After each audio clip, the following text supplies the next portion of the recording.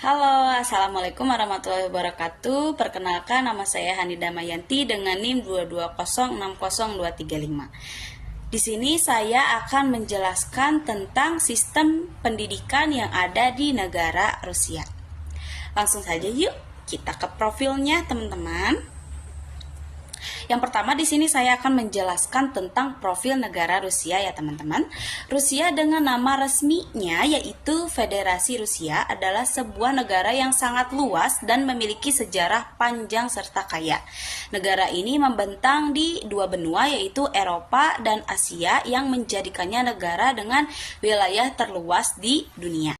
Berikut adalah beberapa profil singkat dari negara Rusia. Baik, yang pertama ada luas wilayah. Sebagai negara terbesar di dunia, Rusia memiliki luas wilayah sekitar 17.125.191 km persegi. Mencakup hampir 1/8 daratan bumi ya teman-teman. Yang kedua ada populasi. Dengan jumlah penduduk sekitar 147 juta jiwa berdasarkan data tahun 2021 ya teman-teman.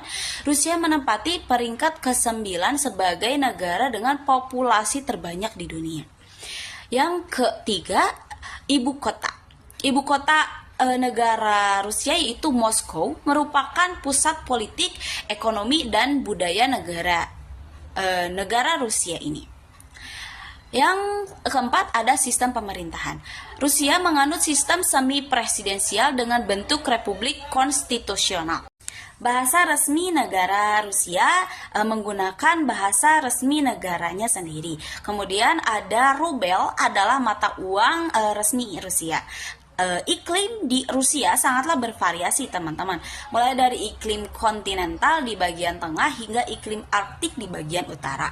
Kemudian ada sejarah. Sejarah di Rusia panjang dan kompleks teman-teman, dimulai dari peradaban Slavia kuno hingga pembentukan kekaisaran Rusia, Uni Soviet, dan akhirnya Federasi Rusia saat ini. Selanjutnya ada ekonomi Rusia didominasi oleh sektor energi terutama minyak dan gas alam. Namun negara ini juga memiliki industri manufaktur yang kuat dan sektor jasa yang berkembang. Budaya Rusia kaya akan sejarah, seni, musik, dan sastra. Nah teman-teman, sekarang kita masuk ke sistem pendidikan di negara Rusia ya. Yang pertama, pendidikan prasekolah disebut kelompok bermain yang dimulai pada usia 1 tahun sampai 3 tahun. Kemudian dilanjutkan di taman kanak-kanak atau TK, usianya 3 sampai 6 tahun. Pendidikan seperti sekolah dan diselenggarakan oleh daerah atau pemerintahan daerah. Yang kedua ada pendidikan menengah adalah pendidikan wajib yang disediakan oleh negara bagian.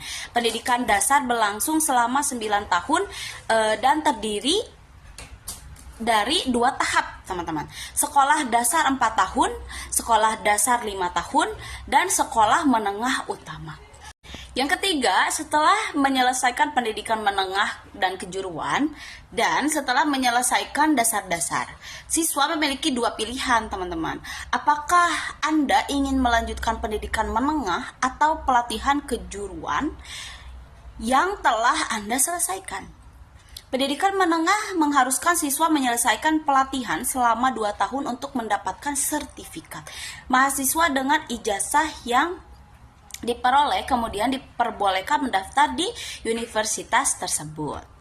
Reformasi sistem pendidikan di negara Rusia dimulai pada tahun 1992 teman-teman. Kebijakan diprioritaskan untuk memperkuat dan mengembangkan demokrasi, konsolidasi identitas sosial, dan penguatan ekonomi pasar.